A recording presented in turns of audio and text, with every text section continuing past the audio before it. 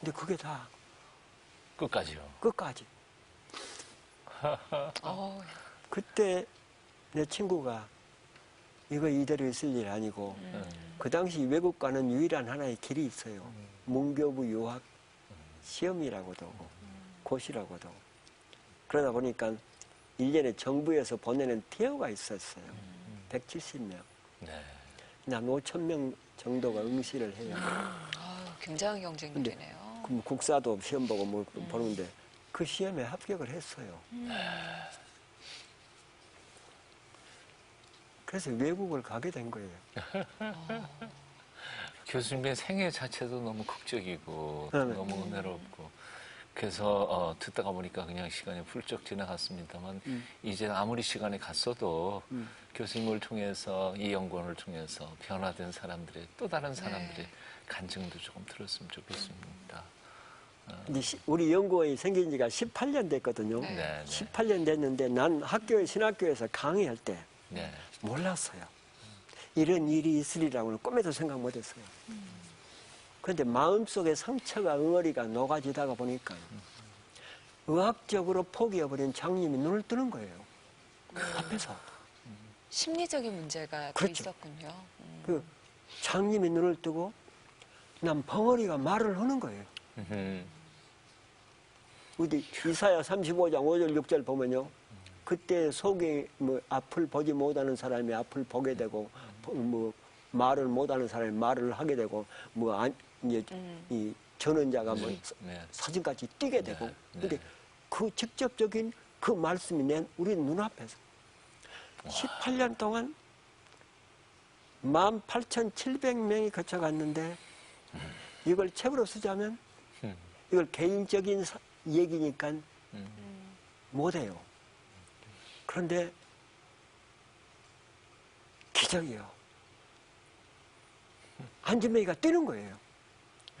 그런데 이건 침 맞고 약 먹고 해서는 안 돼요. 의사는 못 하는 거예요. 그런데 마음의 응어리가. 그런데 신비한 건 내가 하는 게 아니라 사람들이 착각을 할까봐 난 그런 능력 갖고 싶어도 없어요. 사람을 만나게 하는 거예요. 성령과 말씀과 기도와 사랑과 찬양이 뜨겁게 역사하는 그 분위기를 무드를 만들어 놓고 함께 만나서 얘기하고 함께 만나서 찬송하고 함께 만나서 춤추고 함께 만들어 놓으면 3일만 지나면 일어나요. 놀라운 건 25년 결혼 생활을 했는데 21년 외도를 하면서 살았어요, 남편이. 그 남편이 상처가 깊은 사람이에요. 자기 아버지가 아내가 7이었으니까. 그러면서 아버지한테 그렇게 죽도록 매맞고 큰 그 아들이 또 외도를 하는 거예요. 그러니까 상처가 있는 사람은 외도를 할 수밖에 없어요. 외도는 21년을, 그러니까 그 아내가 뼈만 남은 시체가 된 거예요. 그런데 그 남편이 외도를 했던 그 남편이 우리 치유 수련에 들어와가지고 부부가 들어와가지고 그 아내를 끌어잡고 오는데 난 이렇게 가서 봤더니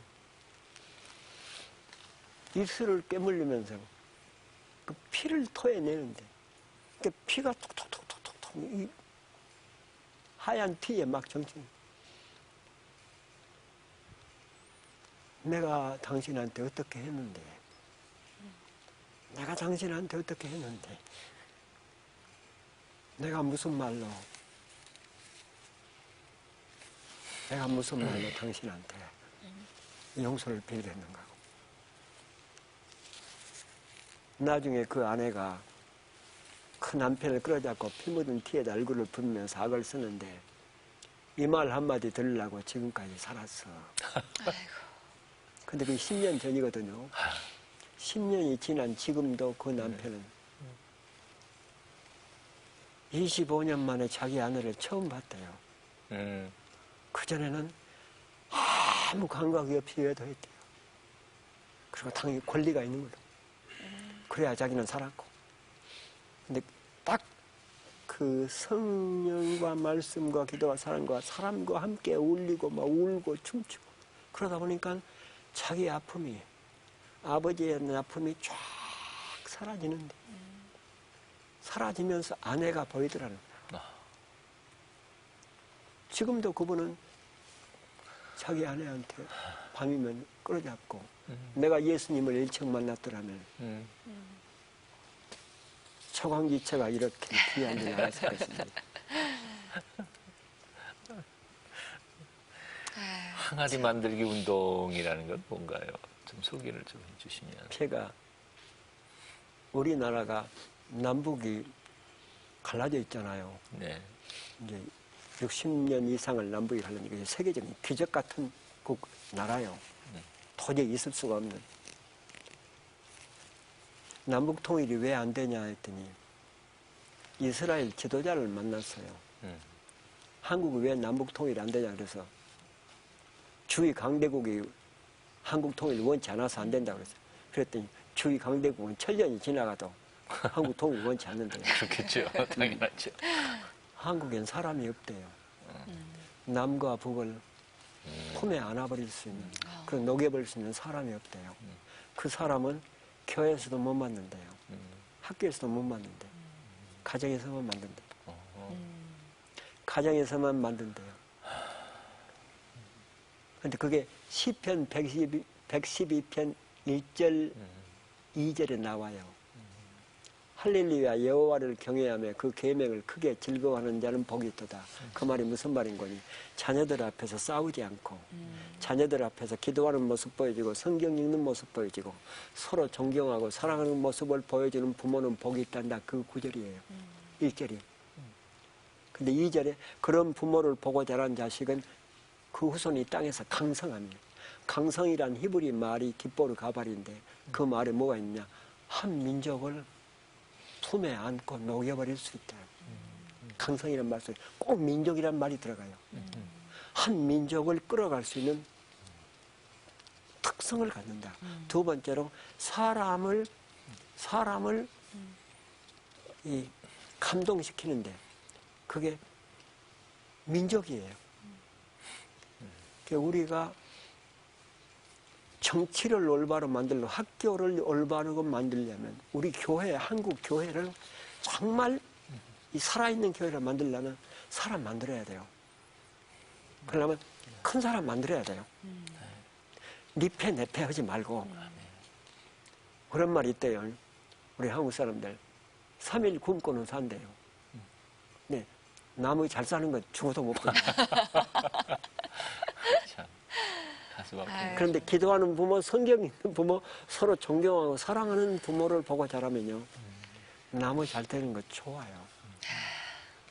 그러니까 이 대한민국을 다시 살리는 방법은 가정을 살리는 방법인데 이게 항아리 운동이에요. 항아리는 큰 사람을 얘기하는 거예요. 모세, 다윗, 여호수아 같은 사람. 그래서 제가 이 항아리 만들기 운동 그러려면 싸우지 말자. 자녀들 앞에서 기도하는 모습 보여주자. 성경 읽는 모습 보여주자. 서로 존경하고 사랑하는 모습 보여주자. 그러면 이유가 없다. 큰 사람 된다. 좋은 학교 안 가도 안 가도 된다. 큰 사람 만들자. 지금 우리 운동에 이 치유상담 연구에 벌리고 있는 항아리 만들기 운동에 지금 가담해가지고 서약하고 그걸 걸어놓고 기도하고 있는 사람만 63만 명 정도가 됩니다. 앞으로 500만 명이 목표입니다.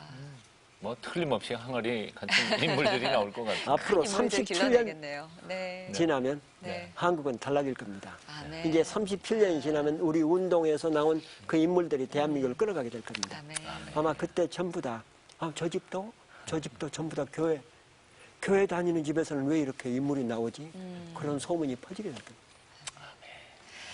교수님께서는 요즘 어떤 기도를 하고 계신가요? 오직 기도가 이 항아리 만들기 운동. 그래서 우리 대한민국이 세계를 이끌어가는 나라. 이스라엘 하잖아요.